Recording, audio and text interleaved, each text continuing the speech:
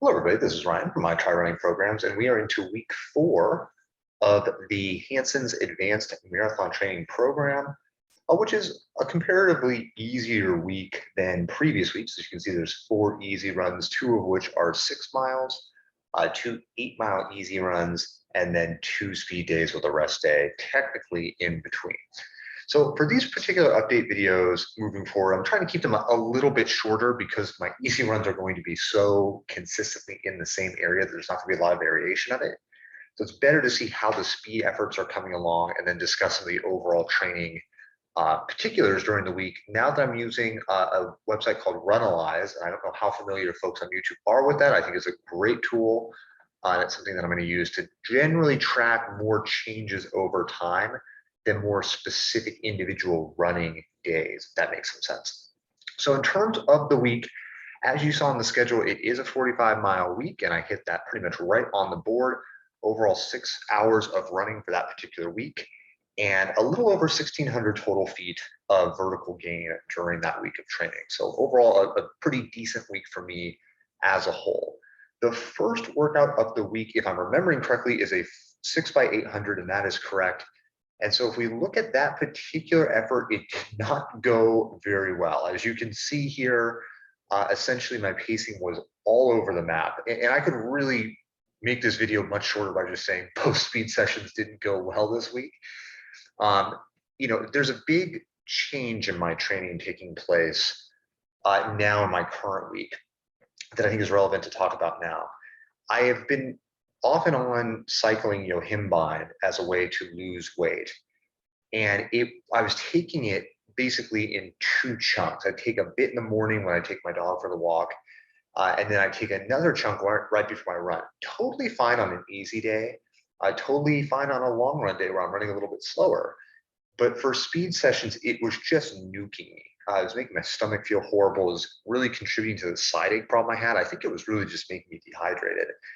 And so I've actually decided to take a couple of weeks off and see how I'm doing training wise. And for example, today, my training session was fantastic off of yohimbine. So I'm probably going to avoid it for the majority of this training cycle, or if I do use it, will solely be on easy running days.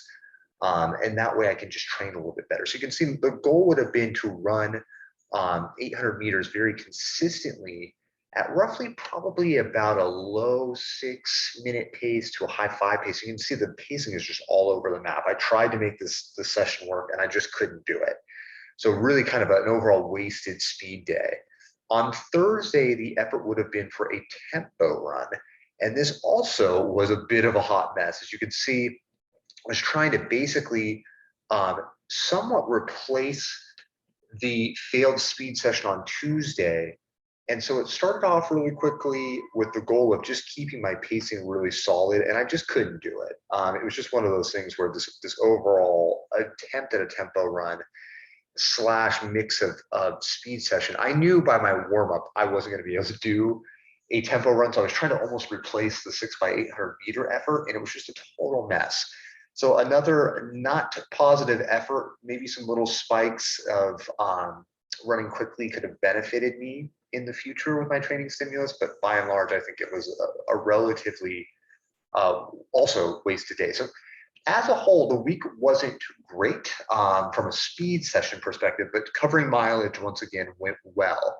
One of the tools that I really like on Runalyze, and I'll pull it up in a second, is it tracking your VO. It's the way it tracks your VO2 max growth over time. And also does a really good job of keeping all of kind of the hard data in one place. So if you can see on the left side here, you can see, kind of what the distance was, what your average heart rate was, so on and so forth. And so you can get a good idea of kind of how things are progressing over time as weeks progress. In this particular week, I didn't find that my VO2 max improved. You can see it actually, according to Runalyze, it was kind of sideways down. So diagonally down basically means it's kind of reducing. It's not doing as well as it could be doing. You're not really seeing a change over time there. And so if we go down here into the shape plot, well, I'm actually going to do that a different way. I like the effective VO2 max chart that they provide. You can see this week ran roughly from the 24th through the 30th. So January 24th, it estimated that my VO2 max was at a 53.6. And by the end of the week was 54.1. So some development. And as you can see overall, my training this year, this program really started late December, early January, and it has effectively improved my VO2 max over time. So as much as I've been complaining sometimes about not hitting speed sessions well, I think the overall training stimulus has been really good, because the easy days, if we go back to the main page here on Runalyze, you can see I'm trying to always get a little bit of vertical gain on these easy days when I'm over near my office running. And the other great thing about this, and I've alluded to this in other training videos, is that the training that I'm doing in my office has been on trails, and it's been huge at keeping plantar fasciitis feelings down, keeping knee inflammation down. I feel like I'm recovering a lot better this particular year. It could also be because I'm just failing so many speed sessions in the early part of my training cycle. But I really do think a lot of that comes down to the trail running that I'm doing there, and allowing myself to take on a little bit more vertical gain.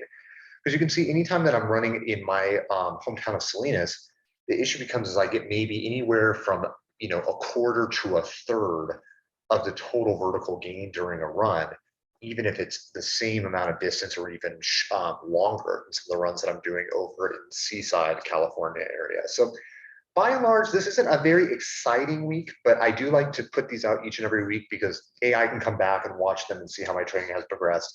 But secondly, I think it's good to sometimes just own like, hey, this wasn't a particularly great week. It wasn't particularly exciting.